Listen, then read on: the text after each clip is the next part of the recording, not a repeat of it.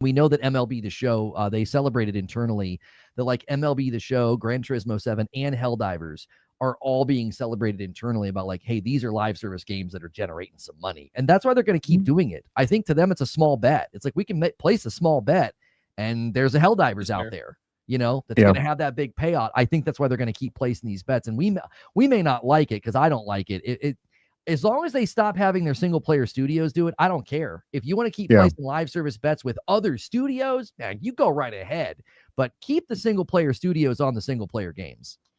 I think the gambling metaphor is apt there, right? Because I think if we look where they started 5 years ago, they were placing big bets with all their studios.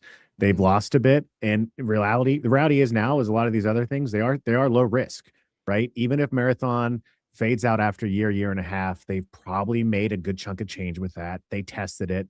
It didn't work. They can move on. And a lot of these other studios, it's the same thing that you're mentioning. I think that's their strategy because they are doing extremely well. And again, I, as a gamer, would love the single player games. That's where I'm at. But the business mind of mine, I'm like, I get why they're making these decisions and I don't blame them. I get why Microsoft is making the decisions, even though they might say something else as well. Like you could tell where they need to go to because of their business and their core capabilities and what they actually need to. So yeah, we'll see. Again, I want a Destiny 3. If they announce Destiny 3, I'm there. I'm there just because I'm an idiot that will play content with the Destiny and be happy because the numbers go up and the guns are fun and have no idea what's going on, but just enjoy my time in that game. I'm not only there if they announce D3, but I'm going to go back to D2 and get caught up because they lost me with Lightfall. So much so that I was just like, oh, it was a gift. It was like you freed me from this addiction because every year it's like, yeah, I'd play, really have fun, and be like, okay, I know next year there's another expansion. So you kind of had that yearly touch point if you wanted to kind of check in and play for 2 months and have a great time. And then it's like, okay, well, I don't need to worry about the grind because this is the cycle that we live with Lightfall. When I was like, I wonder if by the time the next expansion comes out, if I'm gonna be like, yeah, I want to re-up. And I was like, no, I haven't finished it. But D3 would make me go back and say, I'm gonna pick it up. I'm gonna get caught up on the story. I'm hoping that we have 1,000-year time jump or like some kind of time jump between the stories so they can, kind of. I think Lono, you on one of your shows were talking about how you could literally have it be the ghost waking you up again. You've been dead for a long time, nostalgia, and maybe they do a little bit of a little twist on that story or more. So it's like if they do D3, I'm thrilled. I would love to see, like from a Marathon, something that I'd love to see just because I have a belief, and I know it's just coming from experience with Final Fantasy 14, having the 1.0 disaster, them restructuring it and finding success by their continued investment.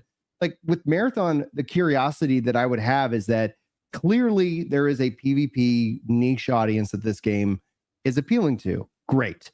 What if they continue to invest in it because they see value in it and they bring in more PvE elements, and then here in a year they're like, hey guys, we heard your feedback, here's the expansion Marathon, and guess what, we've got these fun PvE kind of elements. I think that would be something I'd be very curious to see if more people then resonate with it. There is something to always say that your first impression usually is your best, but I do believe that in the term of live service, if you don't quit and you keep investing, you build trust.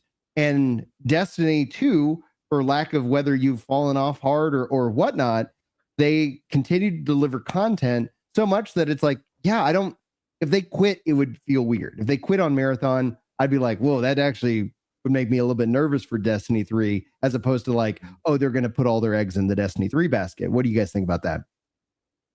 Well, do they need to put all their eggs in one basket or the other? I mean, they are a big team, right? So what, 300 people is what the number I've heard. I mean, with that in mind, that's a large enough team where that, we don't know what they could already be doing on D3. They're definitely to some degree in some type of pre-production, early production. They have to be, I would assume.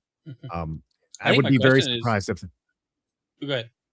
No, go. That's it. I was saying, I think my question is, does Destiny 3 fall in the free-to-play launch, continuing where Destiny 2 is right now in that model, or do they go back to a premium upfront cost, buy the game and get, I guess, that first year of content out of it, which may be the approach they take with Marathon. I don't know.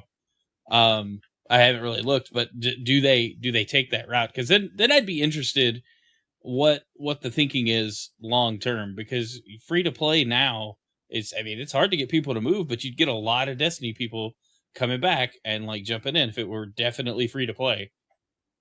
I still think Destiny players would be absolutely willing to pay for Destiny 3. I'm sure I guess it depends on what's on offer. I think you'd have some attrition. There would be some people who are like, no, I'm going to wait, or, like I'm kind of burned out. But no matter what, like, especially if I think time kind of has this ability to heal all wounds. We look at the past fondly, but then we realize, the reason I only played that one game is because, hey, that's all I could afford, or my parents bought me and I just played that one game forever. Where it's like, now it's like, yeah, there's an abundance of things you can do.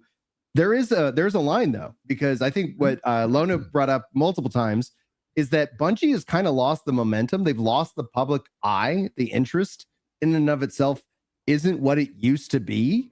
I don't know how marketing wise you go about kind of bridging that gap, but I think, and I would pray that Destiny 3 would literally just drop the number and just say, Destiny, this is our platform. I think it would have to. This is what we got going forward for us. But you guys, any thoughts on that? I think silence is their greatest ally. And so if they go dark and they say nothing, and then you finally drop the trailer, the teaser, or whatever, 3 or 4 years, that is how you get everybody's attention again. I think one of the biggest problems is that you've just been in the public and in our lives for over a decade. It's almost like, and we're kind of sick of you. We have fatigue, but silence would be their greatest ally. You just go quiet. Yeah. And then you drop that trailer. I think people would be very excited. I think they'd be willing to pay a premium price for the launch version of the game. I do. I think they have, as a franchise, it has pull, but you have to leverage silence. And I think this is something that a lot of the marketing now, we're seeing some studios learn this. You say nothing, and then like you announce, and then the game comes up, really quickly.